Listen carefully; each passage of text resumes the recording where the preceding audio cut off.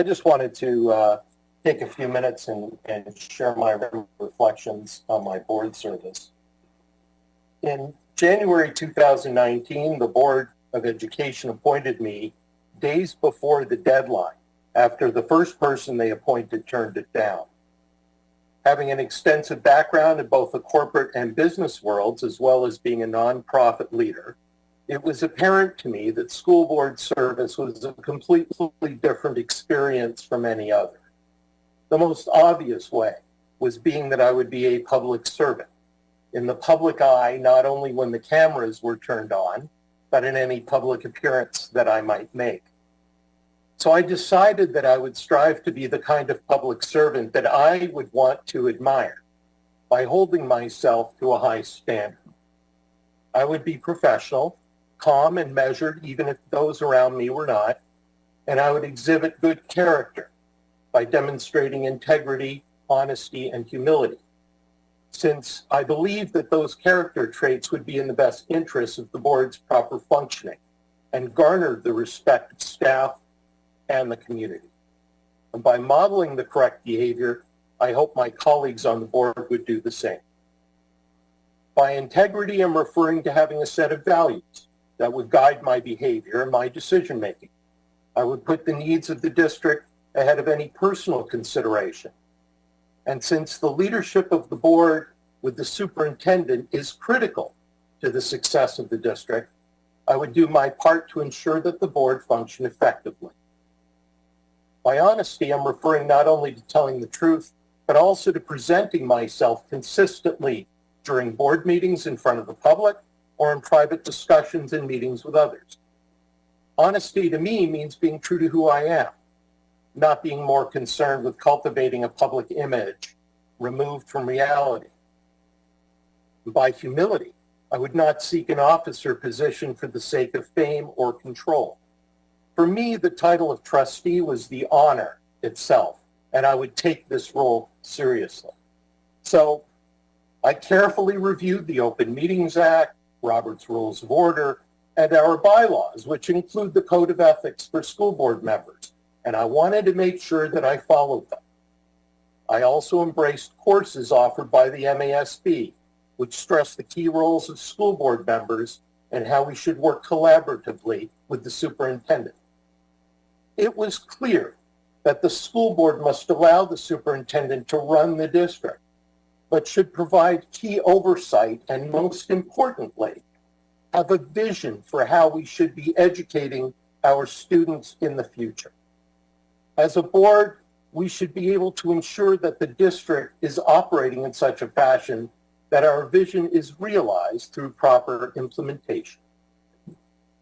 Over the last couple of years, perhaps the most important decision we made was to hire Dr. Robert Herrera to serve as our superintendent. He has the unique capacity to not only manage a large and complex district such as ours, but also to have a clear vision of how we should be educating our kids in the 21st century. I found this both compelling and inspiring.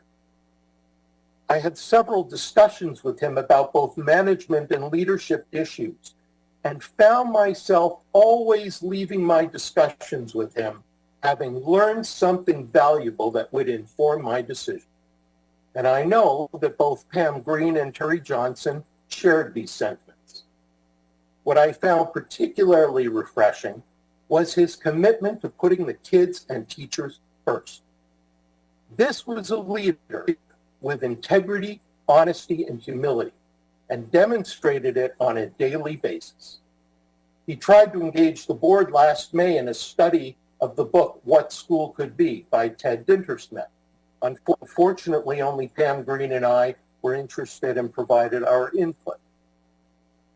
While I won't speak on his behalf, I think it's fair to say that he faced significant challenges in just about every area of our operations. These challenges include everything from systems and procedures by which the district operated to the structure of central office, as well as important staffing issues that he needed to address. Over the course of his tenure, Dr. Herrera did a remarkable job in moving the district forward. consider just the last 12 months. 1 year ago, we were planning our best to communicate to the public our need for a $98 million bond. We were about to hire Margaret Hendrickson as our new director of curriculum. 1 week before we shut down in mid-March due to the COVID-19 pandemic, we were successful with the bond. We hired an excellent director of facilities management in Felicia Venable.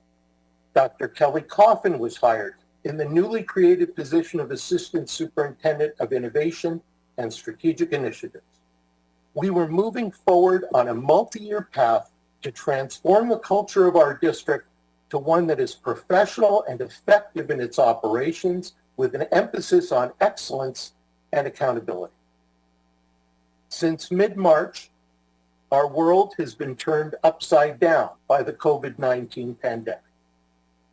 And as you've seen here tonight, our staff has worked tirelessly since then to develop plans that would offer some means of instruction. These plans, however flawed and inadequate by normal in-person instructional standards, at least kept our students and staff safe. And I believe that we did just that. But perhaps the most rewarding work of my tenure was serving on the Academic Excellence Committee, along with Jessica Cummings and Pam Green.